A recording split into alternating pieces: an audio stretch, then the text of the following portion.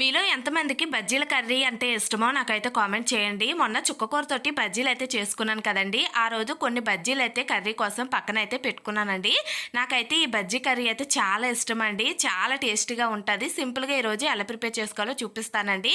ముందుగా ఆయిల్ వేడెక్కిన తర్వాత పచ్చిమిర్చి, కరివేపాకు, వెల్లుల్లి అలాగే పోపులు, జీలకర్రని వేగించుకోవాలండి. అందులోకి కట్ చేసి పెట్టుకున్న ఉల్లిపాయ, టమాటాని కూడా వేసుకొని కొద్దిసేపు ఉడికిన తర్వాత అల్లం వెల్లుల్లి పేస్ట్ కూడా వేసి పచ్చివాసన పోయిన తర్వాత సన్నంగా కట్ చేసుకున్న బజ్జీ ముక్కలు కూడా వేసుకొని మసాలా బాగా పట్టే వరకు ఇలా కలుపుకోవాలండి. అలా కలుపుకున్న తర్వాత తగినంత ఉప్పు, కారం వేసి ఒకసారి కలిపేసుకొని గ్లాస్ వాటర్ని అయితే వేసుకున్నాను. నేను కొద్దిగా చుక్కకూరని వేసుకున్నానండి పులుపు కోసము.